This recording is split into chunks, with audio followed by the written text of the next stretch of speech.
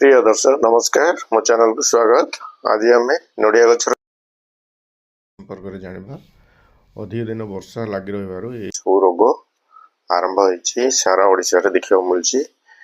ये सुस्थ थिला गछ गुड़िक पूर्वर मोर किंतु निरंतर वर्षा फल शीत मसरे मोर बहुत बढ़िया हाइब्रिड गछ गुड़िक संक्रमण होता जोटा कि स्पाइरल व्हाइट फ्लाई संक्रमण भाविक मु येलो स्टिकी पेपर गुड़ा को भी लगे मन टी खराब होता किंतु विशेषज्ञ मान परामर्श क्रमे 4 थर मु 7 दिन व्यवधान रे इंसेक्टिसाइड आमर फंगिसाइड इंसेक्टिसाइड 30 ml फंगिसाइड मु मिश्रण कर स्प्रे करी स्प्रे कर किसी दिन पर गछ गुड़िक पुणी असुस्थ ही रही किंतु वर्तमान ठीक अच्छी। ये गछटा जोटा देखा मुझा डीटी संपूर्ण गछटा पत्र टीप पटु सुखी सुखी आसला किछि हलदिया होगला एवं एटा हर्टिकल्चर रु आनी सबु पत्र छोट भागा गुड़िक सड़ी सुखीगला सतरे मोर होश उड़ीगला। एसबू स्थिति देखिकी जोटा सुंदर भाव बढ़ी ये देखुं छोट बाहुंगा केमती कला पड़ी सड़ी जाऊँगी एवं पत्र गुड़िक सुखी जाऊँगी। आठी भी आगु मु व्हाइट फ्लाई संक्रमण भाविकी येलो स्टिकी पेपर एठी भी मु बांधी थी किंतु फलाफल सेमती किसी देखगलानी पत्र गुड़िक सुखा को आरंभ है। ये भी देखु पत्र गुड़िक किपर सुखी जाऊँगी विशेष तो टिपड़ सुखी जाऊँगी। यहाँ 1 वर्ष 9 मास बयसर गोटे जयपुर आनी नर्सरी आनी गछ यहाँ से नर्सरी आनी ये भी आरंभ व्हाइट स्पाइरल फ्लाई जोटा संक्रमण होता गचर पत्र पूरा सुखी सुखी आसला जोटा आपण मैंने देखुं गोल गोल आकार धला धला चिन्ह हुए पर से गुड़ाक चारिड़े व्यापी पत्र गुड़िक सुखी जाए जोटा कि आमर खाद्य जगेबार असुविधा होता है गछ को। ये मुझे पेपर गुड़िक बांधी थी किंतु प्रतिकार कले भी काम हलानी कि यहाँ ऑनलाइन रू मगैली 2 वर्ष 10 मास बयसर नड़िया गछ बहुत सुंदर भाव बढ़ी ये सबु पत्र पढ़ा आरंभ होता। तो आपड़ ये भी देखुं ऑनलाइन रो केरला डर भेराइटी 2 वर्ष 10 मास बयसर गछ सी भी संक्रमित होता जोटा कि मु अन्य ग्रुप रू भी जानीपी आमर नड़िया चाष जो मैंने संपर्क रखी सारा ओडिशा रे बहुत जगह ये देखा जोटि पत्र सुखा आरंभ हो हलदिया पड़ जा पत्र पोड़गला परे से छोट बाहुंगा गुड़िक भी संक्रमित है एवं से गुड़िक धीरे धीरे हलदिया कला पड़ा एवं से पत्र गुड़िक सड़ी जीवार पत्र भी नईबा आरंभ हो जाता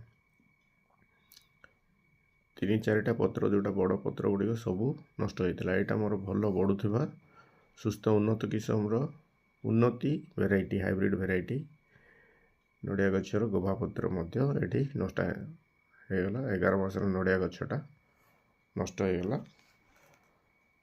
वर्ष लगातार वर्षा लगी रही शीत मासरे यू रोग है बोली मत आसूची विशेषज्ञ मान ठारू आपण मानकर मतामत निश्चय जनइबे कमेंट जरिया अलग 4टी पत्र वर्तमान ठीक अच्छी नुआ गभापत्र बाहर परवर्ती वीडियो में निश्चय जनइबी कहीं ए सीओसी इंसेक्टिसाइड फंगिसाइड नीम ऑयल सबू बारंबार 7 दिन व्यवधान में 4 थर खंडे स्प्रे करी किंतु वर्तमान गवापत्र सड़ी तले पड़ जाइए से चित्रटी देखुं आपण एसबू होगापर मु कौन कली आसतु ये वीडियो आगे जाना। तो प्रथम आप ह्यूमासिड और हीरो नीम 10,000 ppm पाखे रखु। यहाँ आमको ये असुस्थ गछ गुड़ी पुणी सुस्थ कर साहाय्य कर जोटा आपण मैंने बजार में पाइपर 15 लीटर पानी रे ह्यूमासिड 40 ml हीरो नीम 10,000 ppm जोटा 30 ml मिसाई मिश्रण प्रस्तुत करंतु। जोटा आपण मैंने यही असुस्थ गछ गुड़ी को देवे। ये मापिवा जंत्र जोटा मापापटा नहीं 30 ml रहीटा। तो आपण मैंने ह्यूमासिड जोटा ह्यूमिक एसिड फोटोसिंथेसिस करिवार साहाय्य करता है खाद्य जोगाइबार साहाय्य करिवो आ चेर गुड़िक सुस्थ करिवो आ नीम ऑयलटा अनिष्टकारी कीटनाश कीट गुड़िक नाश करिवो। सबु बेले आपण मैंने औषध बोतल को झांकी औषध मिसेवा चेष्टा करंतु।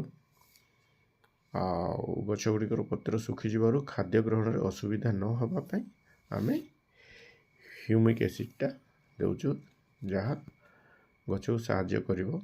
आपण माने सेटा स्प्रे करिवे तो द्वारा असुस्थ गछ गुड़िक सुस्थ होवार संभावना अधिक रही थाए एवं चेर गुड़िक मध्य आपणकर ठीक रे बढ़े एवं खाद्य ग्रहण में गछ को साहाय्य करें।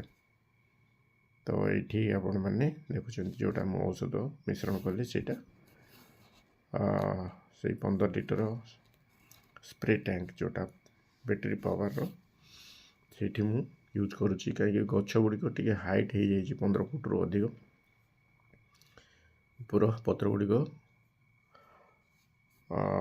नॉर्मल नैपसैक स्प्रे टैंक रे पहुँची पारुनी से यहीटा आपण मैंने पावर स्प्रे व्यवहार करले आपणकर बैटेरी चालित आपन को बहुत साहाय्य करिवो ऊपर को स्प्रे हेबापी। तो ये मिश्रण प्रस्तुत करी आपण गछ गुड़िकर सुरक्षा नहीं पारिबे जोटा मु निजे से स्प्रे टैंक धरी मो गछ गुड़िकर जत्न नापी मु बाहरी देखुं आपण मैंने स्प्रे करने पूर्व टैंक को टिके हल्लाई देवे जद्वारा औषध गुड़िक ठीक रे मिश्रण हो पार और नजल को फुआरा भाव स्प्रे होगापी एडजस्ट करवा गचर स्प्रे करने पूर्व जद्वारा चारिआडे विचलित हो पड़ो औषध सिंचन गुड़िक पत्रर तल उपर गछ मूल में सठिक भाव आपण स्प्रे करने को चेष्टा करंतु जद्वारा आक्रांत गछ गुड़िक पुणी थे सुस्थ हो पार और विशेषकर गभा रे मध्य टिके अधिक स्प्रे करेंगे क्षतिकारी कीट गुड़िक लुचि रही बाहर और मरी जाई पारती से आपण मैंने विशेष ध्यान दिंतु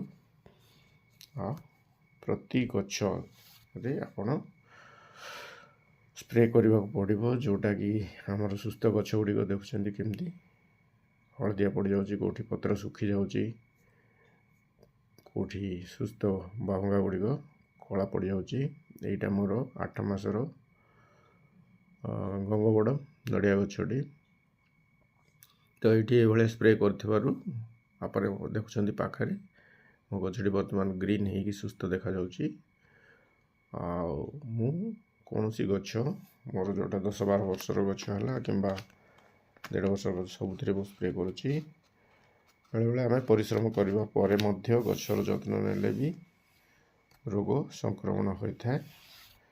मो अनुभूति जदि आम शीत और वर्षा ऋतु आसवा 15 दिन पूर्वर इनसेक्टिसाइड फंगिसाइड स्प्रे करवा 15 दिन व्यवधान हुए तो रोगरू गछ को आम बचाई पारिबा। एटा मो मत आपण माने आपणकर मतामत निश्चय कमेंट रे जणाइबे। और ये देखुं गछ गुड़िक थे ରୋଗ ହେଲେ ସୁସ୍ଥ ହେବା ପାଇଁ ସମୟ ନେଇଥାଏ। ସଂକ୍ରମଣ ପରେ ଔଷଧ ସ୍ପ୍ରେ କଲେ ମଧ୍ୟ ଗଛ ଗୁଡ଼ିକ ସୁସ୍ଥ ଦେଖାଯାଉନାହାନ୍ତି ମୋର। ଏଠି ଆପଣ ଦେଖୁଛନ୍ତି ତ ମନ ବହୁତ ଖରାପ ହେଉଛି, ଏତେ କଷ୍ଟରେ ବଢ଼େଇ ଥାଉଛୁ। ତେଣୁ ପ୍ରତିକାର ହିଁ ଶ୍ରେୟସ୍କର। ଆଗୁଆ ଆମେ ସ୍ପ୍ରେ କଲେ ଗଛ ଗୁଡ଼ିକ ରୋଗ ମୁକ୍ତ ହୋଇପାରିବେ। ଆଶା କରେ ମୋର ଦୁଃଖଦ ଅନୁଭୂତିରୁ ଆପଣମାନେ କିଛି ସୂଚନା ପାଇଥିବେ। ଅସୁସ୍ଥ ନଡ଼ିଆ ଗଛ ଗୁଡ଼ିକର ପରବର୍ତ୍ତୀ ଯତ୍ନ ସମ୍ପର୍କରେ ମୋର ଆଗାମୀ ଭିଡ଼ିଓ ନିଶ୍ଚୟ ଦେଖିବାକୁ ଅନୁରୋଧ। କାହିଁକି ବିଶେଷଜ୍ଞମାନଙ୍କ ପରାମର୍ଶ ଅନୁଯାୟୀ ମୁଁ ଆଉ କିଛିଟା ପଦକ୍ଷେପ ନେଇଛି। ମୋ ମତରେ ଗଛ ଲଗାଇବା ବଡ଼ କଥା ନୁହେଁ, ତାକୁ ସୁସ୍ଥରେ ବଢ଼ାଇ ପାରିବା ହିଁ ଦରକାର। ଆଉ ଏଇଠି ଆପଣ ଦେଖୁଛନ୍ତି ବିଶେଷ ସୂଚନା। ଦର୍ଶକ ବନ୍ଧୁ, ଗାଈ, ଛେଳି ଓ କୁକୁଡ଼ା ମଳ ଭଲ ଭାବେ 6 ମାସ ସଢ଼ିବା ପରେ ନଡ଼ିଆ ଗଛରେ ଦିଅନ୍ତୁ। ଦେଖିବେ ଗଛ ବଢ଼ିଆ ବଢ଼ୁଛି, ଯେଉଁଟାକି ଅନୁଭବୀ ଲୋକମାନଙ୍କ ଠାରୁ ମୁଁ ଶୁଣିଲି। ସର୍ବଦା ଏଇଭଳିଆ ଆପଣମାନେ ସେଇ ଗଛର ଯତ୍ନ କାମ ଦାୟିତ୍ୱ ନେଇ କରିବା ଦରକାର। ଗଛର ବୟସ ଅନୁପାତରେ ବେସିନ୍ ଗୁଡ଼ାକ ଖୋଳିକି ଆପଣ ବେସିନ୍ ମୂଳରେ ଦେବେ ଆପଣଙ୍କର ଖତ ସାର। ଆଉ ପ୍ରତିବର୍ଷ 1 ଫୁଟ ଦୂରତାରେ ବଢ଼େଇ ଆପଣ ବେସିନ୍ କରନ୍ତୁ। ଆଉ ଏ ଭିଡ଼ିଓ ଭଲ ଲାଗିଲେ ସେୟାର ବି କରନ୍ତୁ। ମନେ ରଖନ୍ତୁ, ରୋଗ ସଂକ୍ରମଣ ସମୟରେ 7 ଦିନ ବ୍ୟବଧାନରେ ନିୟମିତ ଭାବେ କୀଟ ଓ କବକନାଶକ ସ୍ପ୍ରେ କରିବା ଦରକାର। ଆଉ ଭିଡ଼ିଓଟି ଯଦି ଆପଣଙ୍କୁ ପସନ୍ଦ ଆସିଲା ନିଶ୍ଚୟ ସେୟାର କରନ୍ତୁ, ଅନ୍ୟମାନଙ୍କ ପାଇଁ କିଛି ସୂଚନା ମିଳିବ। ରୋଗ ସଂକ୍ରମଣ ସମୟରେ ସୁସ୍ଥ ଓ ଅସୁସ୍ଥ ସବୁ ଗଛରେ ଔଷଧ ସିଞ୍ଚନ କରିବାକୁ ଭୁଲନ୍ତୁ ନାହିଁ। ଆଉ ଏହା କରିବା ଦ୍ୱାରା ଆମ ଗଛ ଗୁଡ଼ିକ ସୁସ୍ଥ ହୋଇଯିବ। ଆଉ ଆଶା ରଖନ୍ତୁ ସବୁ ଗଛ ବଞ୍ଚିବ ଓ ସୁସ୍ଥ ହେବ। କାହିଁକିନା ମନ ବେଳେବେଳେ ଖରାପ ହୋଇଯାଏ। ରୋଗାକ୍ରାନ୍ତ ନଡ଼ିଆ ଗୁଡ଼ିକ ଗଛ ଗୁଡ଼ିକ ମୋର ସବୁ ବଞ୍ଚିଛି।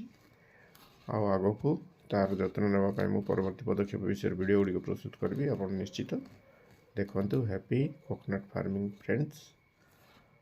ଆଉ ଆମେ ଏଇଭଳିଆ କଷ୍ଟ ଟିକେ ପଡ଼ିବା, ଆଉ ପରିଶ୍ରମ କଲେ ନିଶ୍ଚୟ ତାର ଫଳ ଆମେ ପାଇପାରିବା। ଆଉ ଆଶା ରଖିବା ଆମର ଗଛ ଗୁଡ଼ିକ ଯେଉଁଟା ପୂର୍ବ ଭଳି ସୁସ୍ଥ ହେଇପାରିବ।